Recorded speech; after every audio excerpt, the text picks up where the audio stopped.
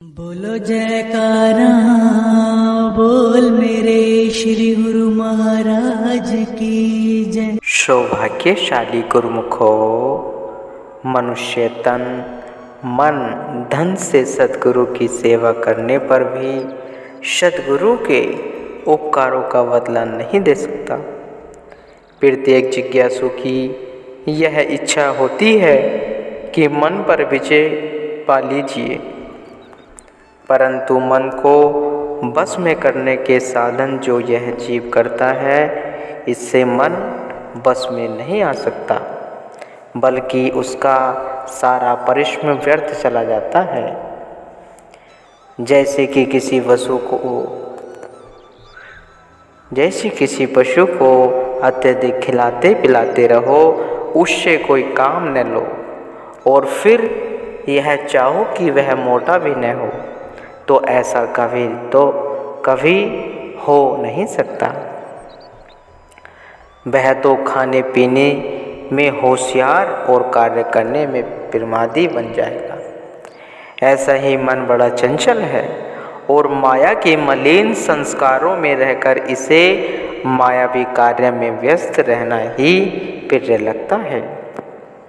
मायावी सुख ऐश्वर्यों के प्रसाधनों को जुटाकर यह कहे कि मन उसकी ओर न जाए, ऐसा तो कभी हो नहीं सकता। भक्ति की ओर कभी ध्यान भी न दे और चाहे कि मन पर विजय पा ली जाए, यह व्यर्थ कल्पना है। सुख चैन की निद्रा में सोकर विपक्षी दल को परास्त नहीं किया जा सकता। जब तक कि यह विदित ही न है कि विपक्षी दल शत्रु भावना के लिए हुए हैं, तब तक उसे परास्त करने की भावना जागृत नहीं होगी। फिर शत्रु को मित्र समझाकर सुख की निद्रा में सोए तो शत्रु ने तो आक्रमण करना ही है। इसी प्रकार मन माया से मिलकर शक्तिशाली बनता जा रहा है। संत महापुरुष बतलाते हैं, मन को मित्र न समझो, यह तुम्हारा शत्रु है। मन को वश में करने के लिए मन से परामर्श मत करो। इस शत्रु को वश में करवाने वाले समय के संत सद्गुरु ही होते हैं। इसलिए सद्गुरुदेव जी से ही मन को वश में करने की सलाह करनी चाहिए। सद्गुरु ही मन को पकड़ने की युक्ति बता सकते हैं। संतों का कथन है, मन लोचे बुराइयां गुरु शब्दी एक मन होड़िए।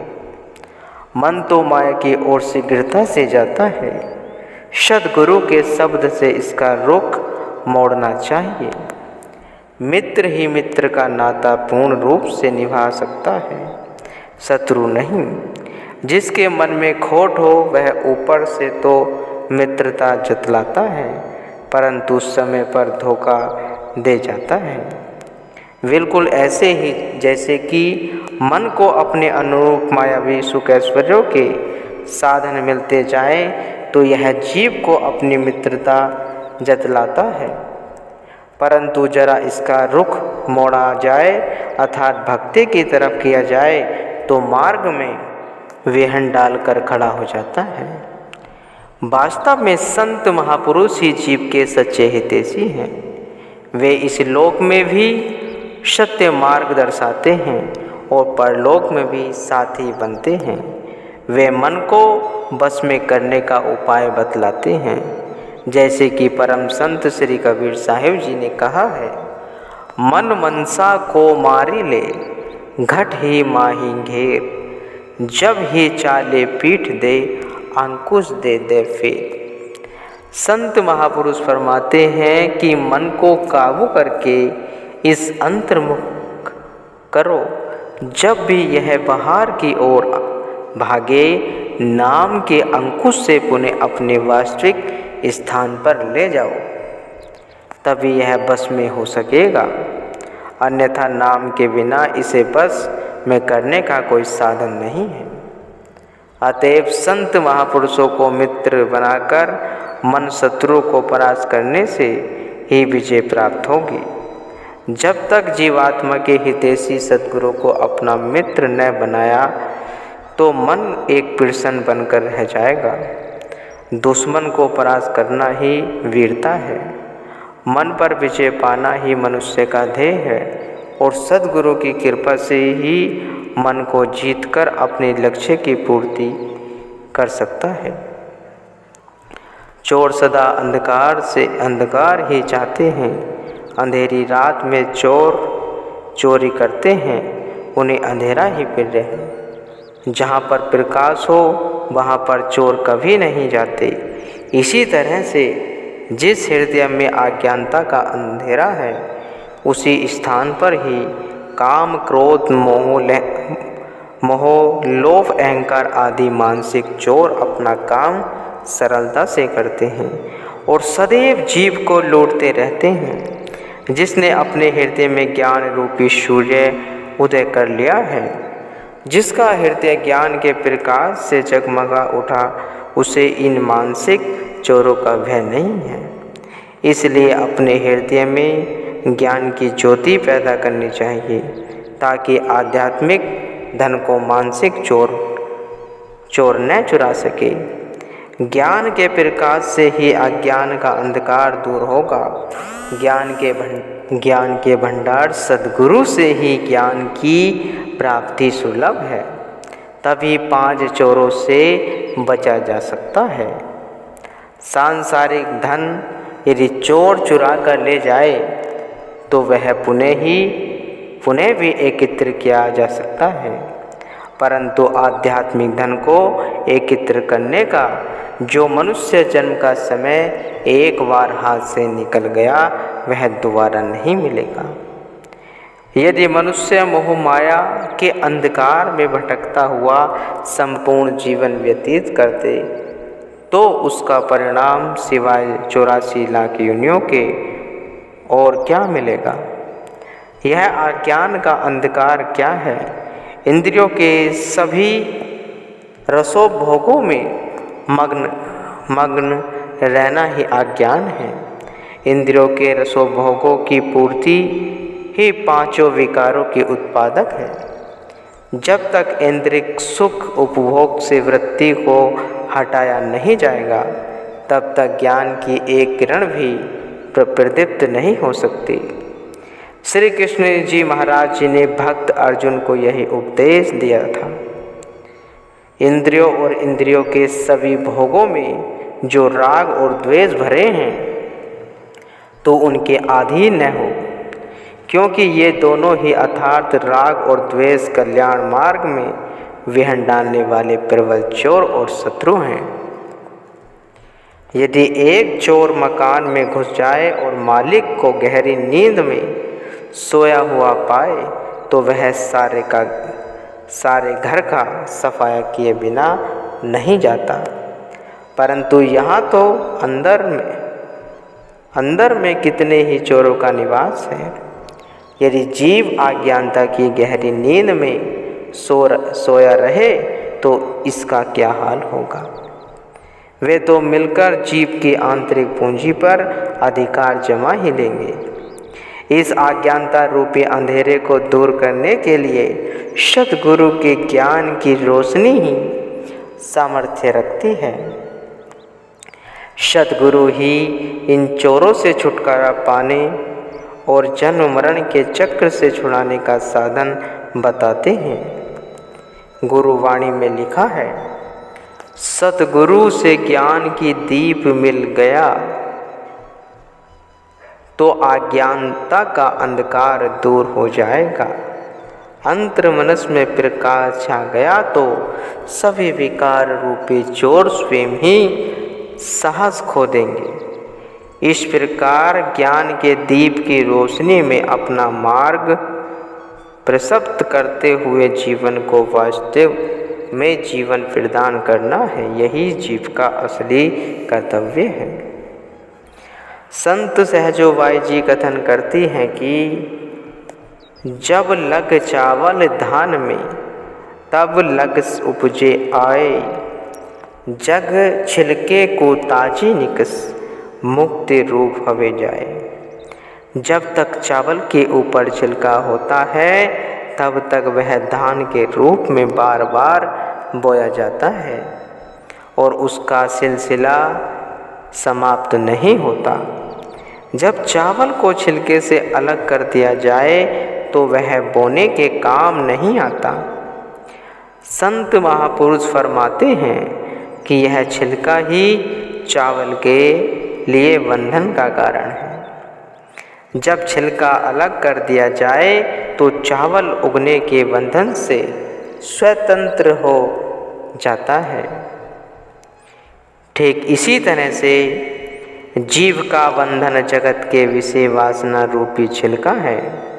जब तक जीव पर विशेष आसक्ति का छिलका चढ़ा हुआ है तब तक जीव भी जन्म मरण के चक्र से विमुक्त नहीं हो सकता। वासना का त्याग करने से ही यह जीव जन्म मरण के बंधन अवगमन से स्वतंत्र हो सकता है। जब वासना रूपी छिलका उतर गया तब इस जीव को मोक्ष की प्राप्ति हो गई। इसलिए हे जीव, भजन अभ्यास वह गुरु भक्ति के उखल से मन के ऊपर चढ़े हुए वासना के छिलके को कूट ताकि मन से वासना रूपी छिलका अलग हो जाए और मन पाक साफ हो जाए। सिवाय इसके जन्म मरण से विमुक्त होने का कोई साधन नहीं है। इसी साधन से ही बुद्धि पर चढ़े हुए मलिन विकारों के अज्ञान का दूर हट जाएगा और ज्ञान शेष रह जाएगा। जब ज्ञान की रोशनी मिल गई अथवा अज्ञान से आकावरण हट गया, भक्ति रूपी प्रकाश मिल गया, तो आवागमन का चक्र समाप्त हो जाएगा और मनुष्य जन्म की सफलता प्राप्त हो जाएगी। मालिक का निवास अंदर है, इसलिए मालिक की अपने अंदर खोज करो। जो वस्तु यहाँ पड़ी हो उसकी खोज वहीं करने पर ही वह सुगमता से मिल सकती है।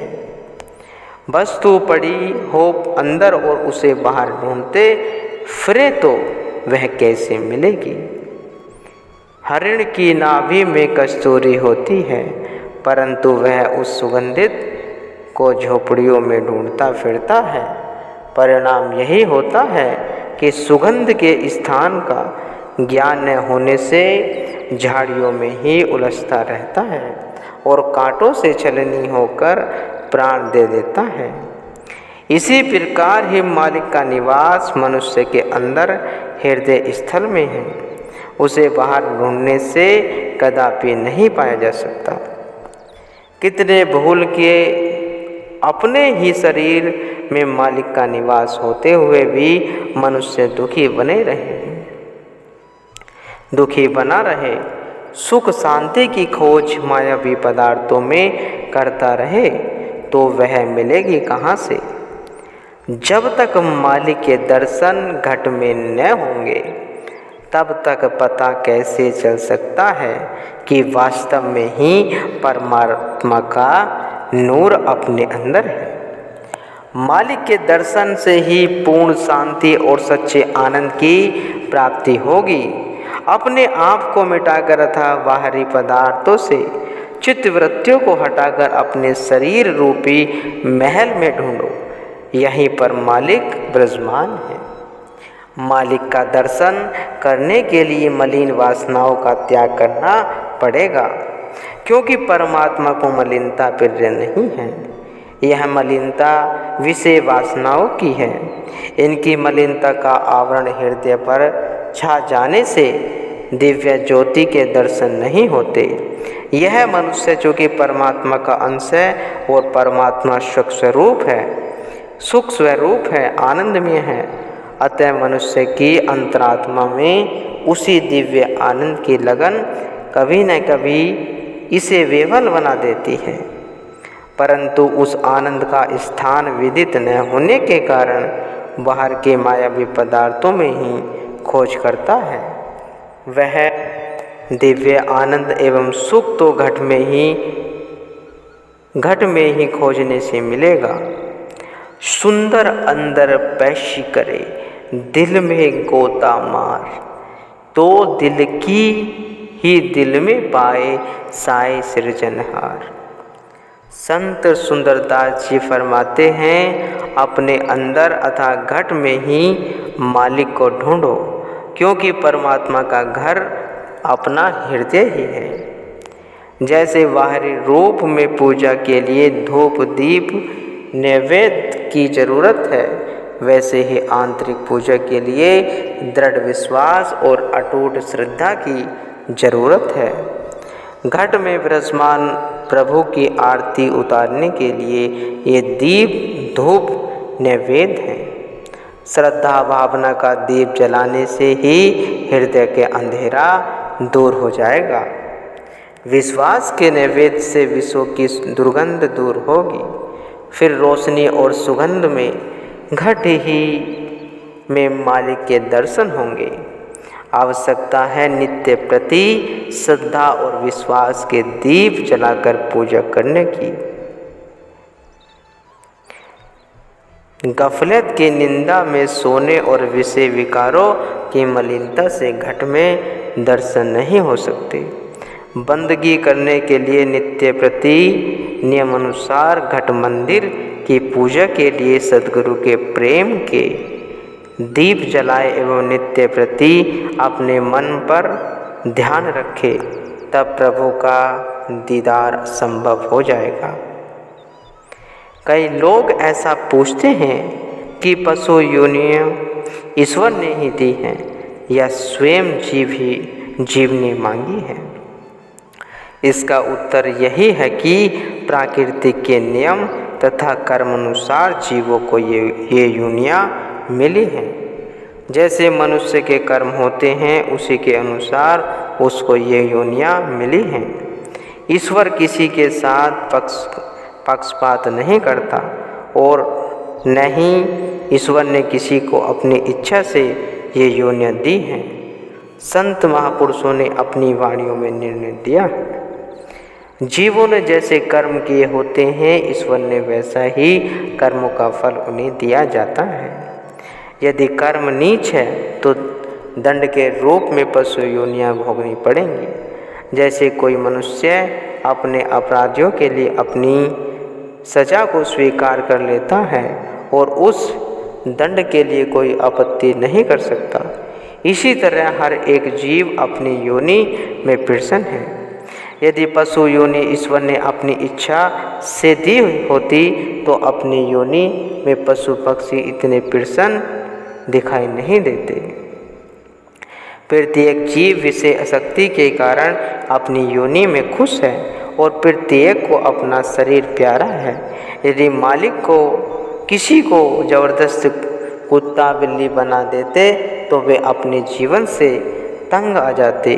ज्ञान न होने के कारण ही पशु योनियों में प्रत्येक जीव प्रसन्न है, परंतु यह सब मनुष्य जन्म के अपने किए गए कर्मों की सजा है। गुरुमुखो।